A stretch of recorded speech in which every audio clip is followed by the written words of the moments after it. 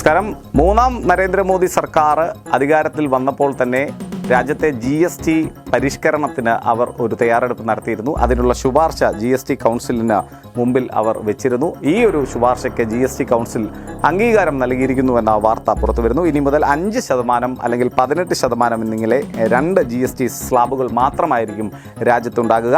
12%, 28% എന്നീ തരത്തിൽ നിലവിലുണ്ടായിരുന്ന 2 സ്ലാബുകൾ രാജ്യത്ത് ഒഴിവാക്കിയിട്ടുണ്ട്. ധനമന്ത്രി നിർമ്മല സീതാരാമനാണ് ഈ വളരെ സുപ്രധാനമായിട്ടുള്ള കാര്യം പ്രഖ്യാപിച്ചിരിക്കുന്നത്. സെപ്റ്റംബർ 22 മുതലാണ് പുതിയ GST നിരക്കുകൾ രാജ്യത്ത് പ്രാബല്യത്തിൽ വരിക. പുതുക്കിയ പരിഷ്കരണങ്ങൾ അനുസരിച്ച് നിത്യോപയോഗ സാധനങ്ങൾക്ക് വലിയ തോതിൽ വില കുറയുമെന്ന ഒരു സന്തോഷകരമായ വാർത്ത, ആശ്വാസകരമായ ഒരു വാർത്ത കൂടി സാധാരണ ജനങ്ങൾക്ക് ലഭ്യമാകുന്നു. പനീർ, പാൽ, റൊട്ടി, ചപ്പാത്തി, കടല തുടങ്ങിയവയ്ക്കും ജീവൻ രക്ഷാ മരുന്നുകൾക്കും GST ഉണ്ടാകില്ല എന്ന പ്രധാനപ്പെട്ട ഒരു പ്രത്യേകത കൂടി ഈ ഒരു പ്രഖ്യാപനത്തിനും പരിഷ്കരണത്തിനും പിന്നിലുണ്ട് എന്ന ഒരു പ്രധാനപ്പെട്ട കാര്യം തന്നെ നമ്മൾ മനസ്സിലാക്കണം. Tooth paste, soap, tooth brush, hair oil, cycle, pasta, noodles, നെയ്യ്, വെണ്ണ, കോഫി, ചോക്ലേറ്റ് എന്നിവ ഇനി മുതൽ 5% GST സ്ലാബിലായിരിക്കും ഉൾപ്പെടുക. വ്യക്തിഗത ലൈഫ് ഇൻഷുറൻസ്, മെഡിക്കൽ ഇൻഷുറൻസുകളെയും GSTയിൽ നിന്ന് ഒഴിവാക്കിയിട്ടുണ്ട്. ഇതും നമ്മുടെ പൗരന്മാരെ സംബന്ധിച്ചിടത്തോളം വളരെ ആശ്വാസകരമായിട്ടുള്ള ഒരു കാര്യമാണ്. ടിവികൾക്ക്, ടെലിവിഷൻ സെറ്റുകൾക്ക് ഇനി 18% GST.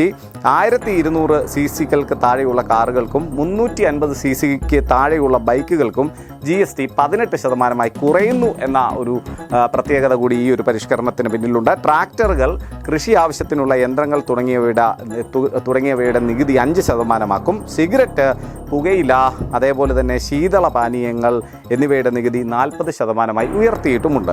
രാജ്യത്തെ സാധാരണക്കാർക്ക് വേണ്ടിയിട്ട് തന്നെയാണ് ഈ GST പരിഷ്കരണങ്ങൾ നടത്തിയതെന്ന് ധനമന്ത്രി പറയുന്നു. അത് സ്വാഭാവികമായും അതിൽ ഈ ഒരു പ്രഖ്യാപനങ്ങളിലൂടെ അത് ഒരു പരിധിവരെ ശരിയാണ് എന്ന് നമുക്ക് അംഗീകരിച്ചു കൊടുത്തേ മതിയാകൂ. എന്തായാലും ഈ സമയം തന്നെ സംസ്ഥാനങ്ങൾക്കും കേന്ദ്ര ഭരണ പ്രദേശങ്ങൾക്കും പരിഷ്കാരം മൂലം വലിയ നഷ്ടമുണ്ടാകുമെന്ന് 56ാമത് GST കൗൺസിലിൽ പങ്കെടുത്ത പ്രതിപക്ഷ ധനമന്ത്രിമാർ ചൂണ്ടിക്കാട്ടിയിട്ടുമുണ്ട്. ഒരു പഠനവും നടത്താതെയാണ് കേന്ദ്രം പരിഷ്കരണത്തിന് ഒരുങ്ങുന്നത് എന്നാണ് നമ്മുടെ ധനമന്ത്രിയായിട്ടുള്ള KN ബാലഗോപാൽ പറയുന്നത്. പരിഷ്കരണം മൂലം കേരളത്തിന് 8,000 കോടിയുടെ നഷ്ടമുണ്ടാകുമെന്നും ഇത് നികത്താനുള്ള നടപടികൾ കേന്ദ്രം തന്നെ സ്വീകരിക്കണമെന്നും ബാലഗോപാൽ പറയുന്നു. നികുതി പരിഷ്കരണത്തിലൂടെ സംസ്ഥാനങ്ങളുടെ വരുമാനം വീണ്ടും കുറയുമെന്ന ആശങ്കയുണ്ട് എന്നും പ്രതിപക്ഷ പാർട്ടികൾ ഭരിക്കുന്ന സംസ്ഥാനങ്ങളിലെ ധനമന്ത്രിമാർ പറഞ്ഞു വെക്കുമ്പോഴും രാജ്യത്തെ പൗരന്മാരുടെ അത്യാവശ്യ അടിസ്ഥാനപരമായിട്ടുള്ള ഭക്ഷണ പദാർത്ഥങ്ങൾക്കും അതേപോലെ ജീവൻ രക്ഷാ മരുന്നുകൾക്കും കാർഷിക ആവശ്യങ്ങൾക്കും ഉള്ള ഉപകരണങ്ങൾക്കുമൊക്കെ വില കുറയുന്നത് ഇന്ത്യ പോലെയുള്ള ഒരു വികസിച്ചുകൊണ്ടിരിക്കുന്ന ഒരു രാജ്യത്തിന് വലിയ തോതിൽ ഒരു മുതൽക്കൂട്ടാകുമെന്ന ഒരു അഭിപ്രായ പ്രകടനമാണ് സാമ്പത്തിക വിദഗ്ധർ നടത്തിക്കൊണ്ടിരിക്കുന്നത്.